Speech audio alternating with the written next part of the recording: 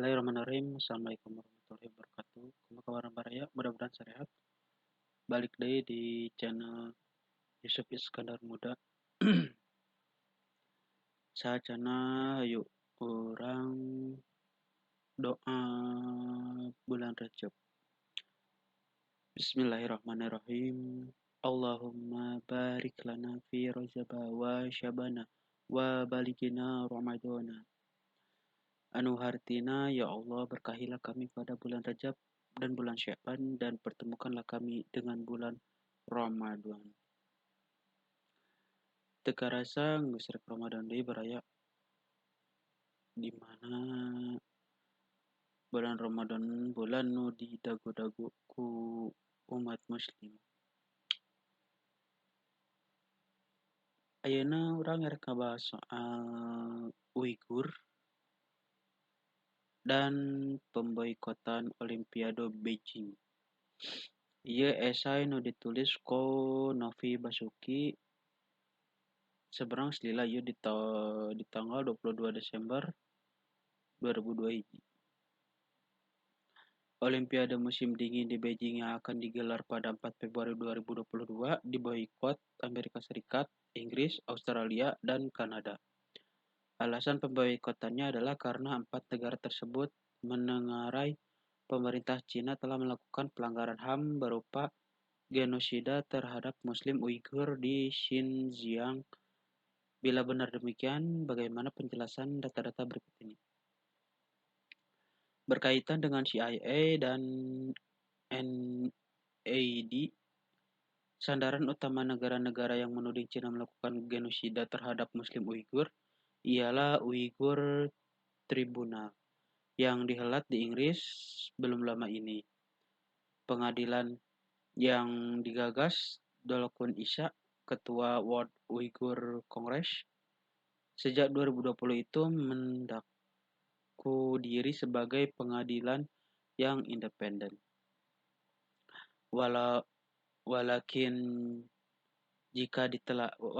jika ditelaah lebih dalam, independensi Uyghur Tribunal agaknya masih layak dipertanyakan. Pasalnya, selama sekian tahun,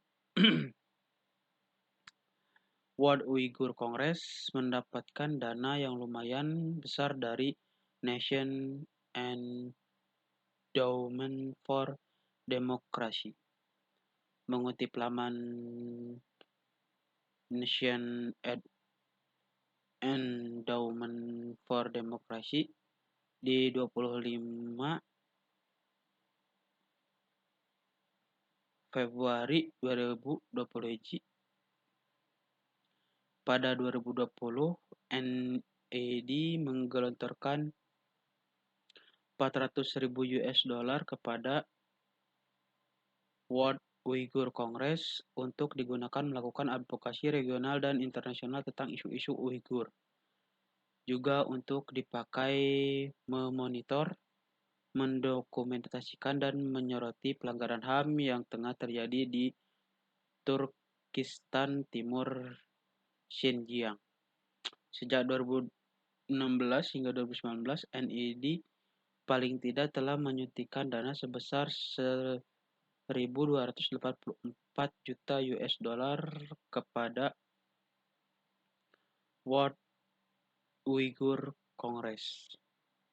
Ini belum termasuk yang diberikan kepada lembaga-lembaga diaspora Uighur lainnya semisal Uyghur Human Rights Project, Uyghur Refugee Relief Fund, Campaign for Uyghur Incorporated, dan lain-lain. Kita tahu NAD merupakan lembaga yang diinisiasi pemerintah Amerika Serikat untuk memprovokasi demokrasi ke seluruh dunia. Tapi alih-alih mempromosikan demokrasi yang dipromosikan Amerika Serikat lewat NAD, itu lebih tepat disebut sebagai poliarki, kata William E. Robinson, profesor sosiologi pada University of California, yakni proyek pendiri rezim neoliberal yang memungkinkan semakin terintegrasinya suatu negara ke dalam sistem kapitalisme global dan menyingkirkan yang berpotensi mengancam stabilitas dominasi Amerika Serikat di dunia. Dengan kata lain, negara demokrasi menurut Amerika Serikat adalah negara yang pro-neoliberalisme sekaligus berpihak pada kepentingan Amerika Serikat, dimanapun dan kapanpun.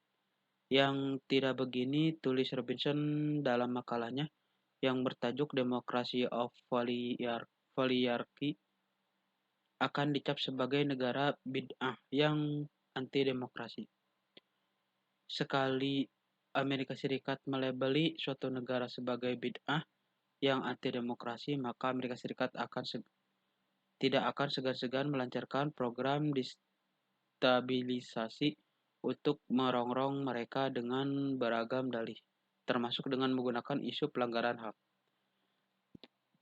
Robinson merinci ada setidaknya 3 tingkatan lembaga yang dipakai Amerika Serikat untuk mempromosikan poliarkiyah.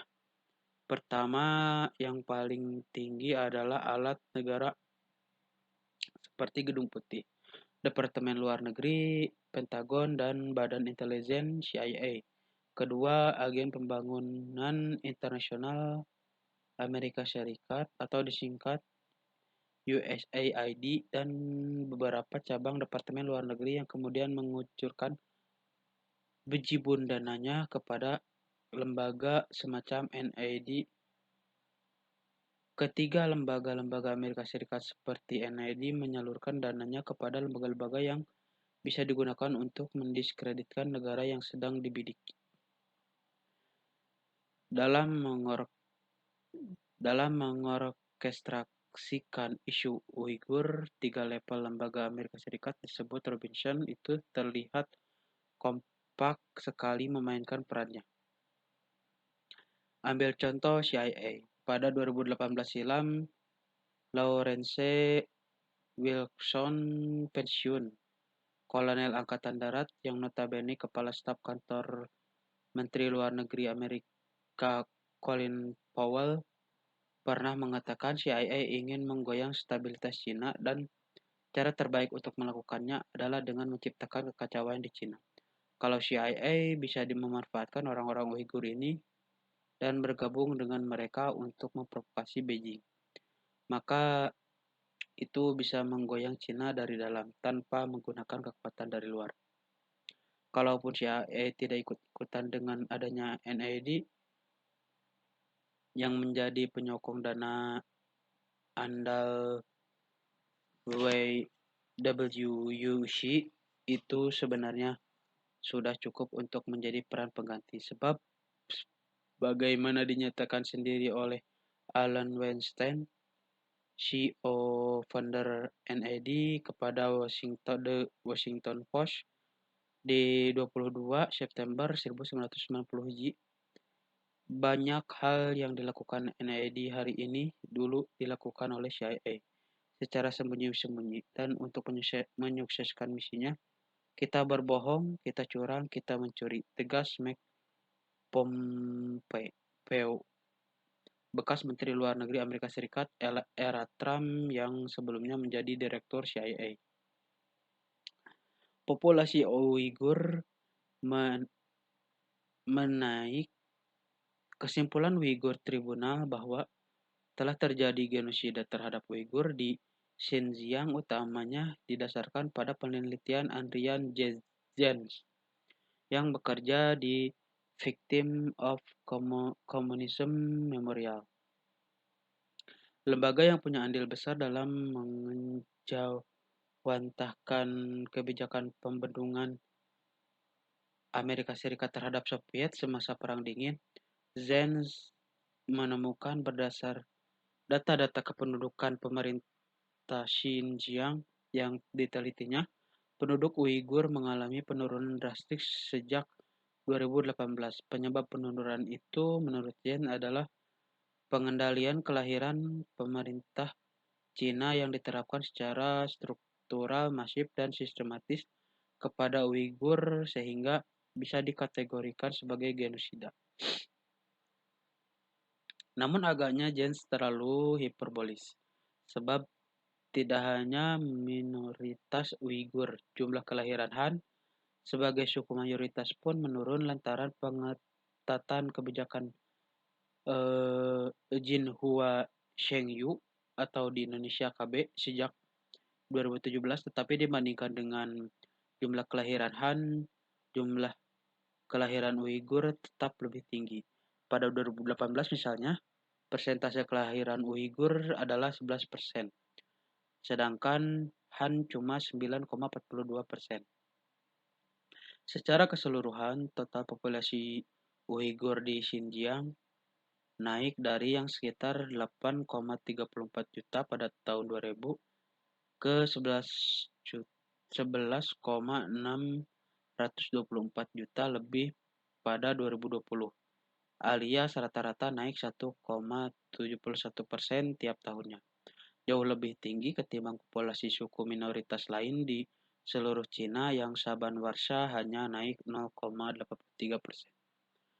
Kalau begitu, laiknya independensi Uighur Tribunal Penelitian Jens yang dijadikan alat bukti untuk mendakwa Cina telah melakukan genosida terhadap Uighur juga patut dikritisi. Tapi akan runyam kalau para pendakwanya hendak mengamalkan apa yang disampaikan Xu Yunshan kepada Kaisar Dinasti Ming agar mengeksekusi Yuqian, kawannya yang ia fitnah akan melakukan makar. Ini sekalipun bukti tidak ada, tapi siapa tahu niatnya ada. Terlepas dari itu semua, pemboikotan Olimpiade yang diselenggarakan Cina tersebut bisa dibilang telah mengingkari apa yang oleh Pierre de Coubertin sebut sebagai Olimpisme. Istilah yang kemudian tertuang dalam Piagam Olimpiade Olympic Charter ini menjadi spirit fundamental penyelenggaraan Olimpiade yang diantaranya berupa tidak adanya diskriminasi dalam bentuk apapun sebab olahraga juga merupakan hak asasi manusia. Tetapi masih mengutip Piagam Olimpiade untuk bisa berbuat begitu membutuhkan kesalingpahaman dengan spirit persahabatan, solidaritas, dan sportivitas.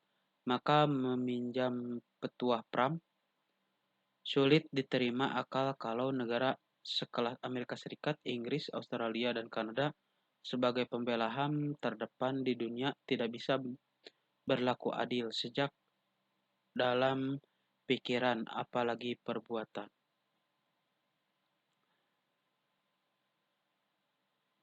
Sakitu wae baraya geus memang urang teu ngajieun video soalna waktuna lumayan hese. Sekali deui urang ngucapkeun selamat datang bulan Rajab.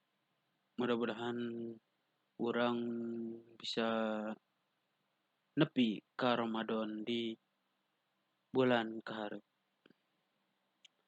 Kitu wae baraya. Assalamualaikum warahmatullahi wabarakatuh.